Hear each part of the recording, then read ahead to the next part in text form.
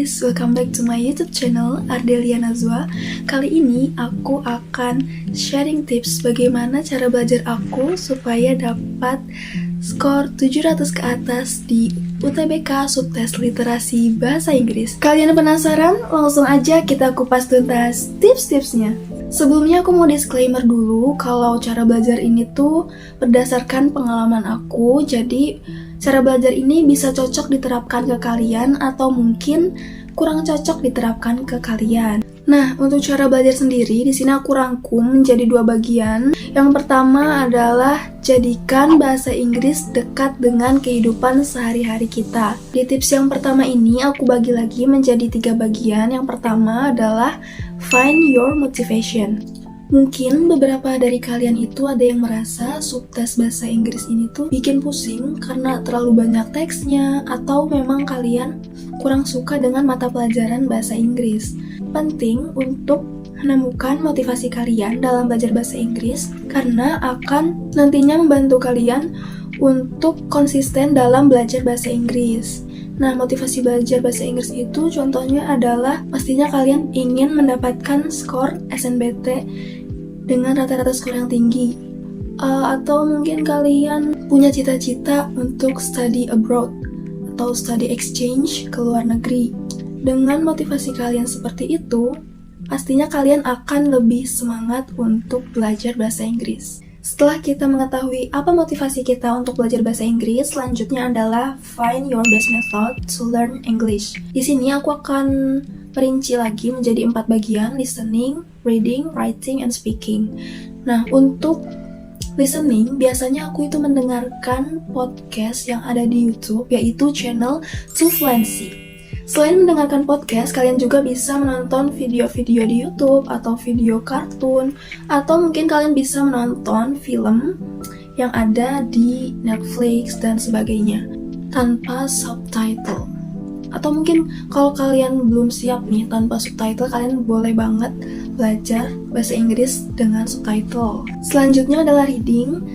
Untuk reading sendiri, bagi kalian yang suka membaca buku novel, kalian bisa mencoba membaca novel bahasa Inggris. Selain itu, kalian juga bisa membaca news atau berita yang berbahasa Inggris. Kalian juga bisa membaca jurnal ataupun artikel ilmiah yang ada di Google Scholar. Atau yang simple aja di kehidupan sehari-hari, kita bisa mencari konten di TikTok ataupun di Reels yang berisi orang-orang luar negeri yang berbicara bahasa Inggris. Kita bisa simak tuh di kolom komentarnya mereka ngomongin apa sih, seperti itu. Untuk writing, biasanya aku itu menulis jurnal harian tentang apa aja sih yang aku alamin hari ini. Selanjutnya untuk speaking, pastinya kita belajar untuk melafalkan kata-kata dalam lirik lagu. Kita juga bisa mencoba untuk mengajak ngobrol teman di sekitar kita dengan menggunakan bahasa Inggris. Bisa juga kita belajar menggunakan aplikasi. Nah, aplikasi yang biasa aku pakai itu adalah aplikasi Duolingo. Selain itu, kita juga bisa bikin vlog kreatif dengan menggunakan bahasa Inggris. Nah, setelah kita tahu bagaimana sih metode belajar yang tepat buat kita untuk belajar bahasa Inggris, sekarang waktunya kita membuat target. Nah, target belajar sendiri, aku itu biasanya minimal harus menemukan 3 kosakata baru dalam bahasa Inggris dan mencatatnya di buku catatan vocabulary. Selanjutnya, bagaimana sih cara mengingat vocabulary sebanyak itu? Cara yang pertama adalah translation. Translation ini adalah kita mentranslate seperti biasa ke Google.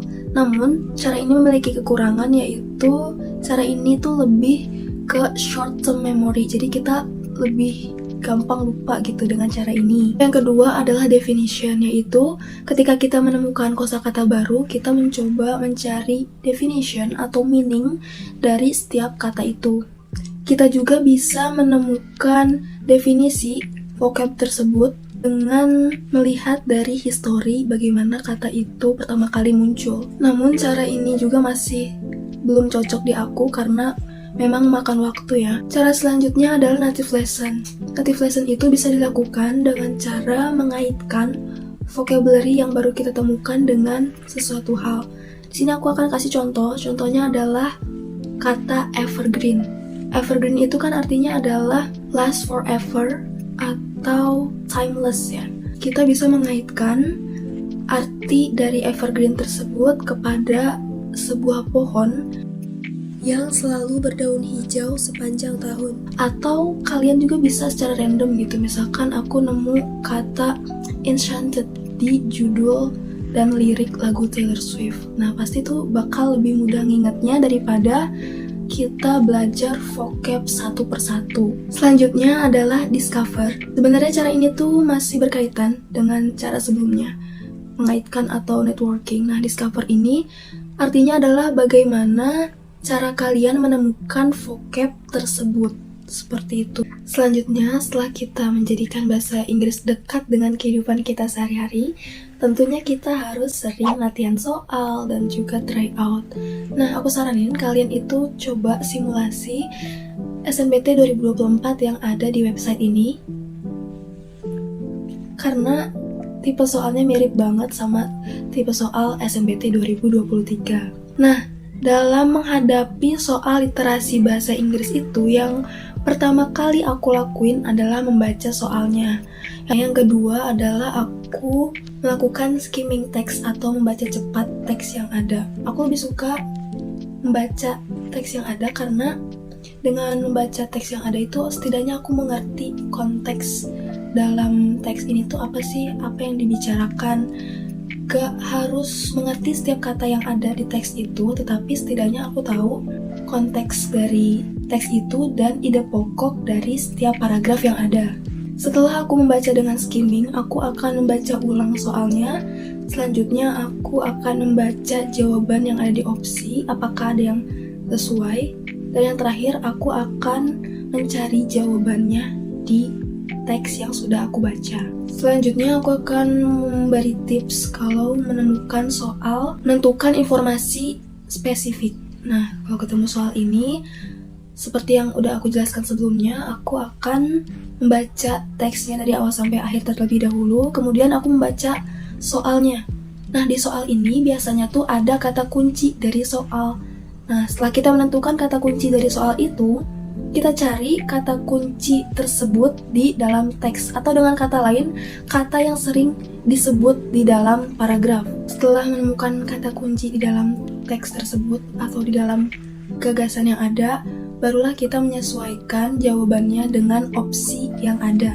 Selanjutnya adalah bagaimana menjawab soal hubungan antar paragraf.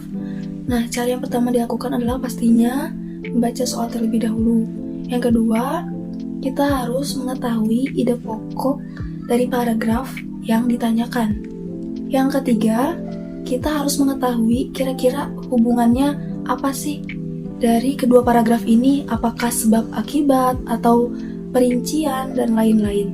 Yang keempat, kita akan mencari jawaban yang paling sesuai di opsi. Oke guys, segitu dulu tips belajar subtes literasi bahasa Inggris dari aku. Semoga videonya bermanfaat dan semoga bisa membantu kalian dalam menjawab soal SNBT subtes literasi bahasa Inggris. Bye bye, see you in my next video.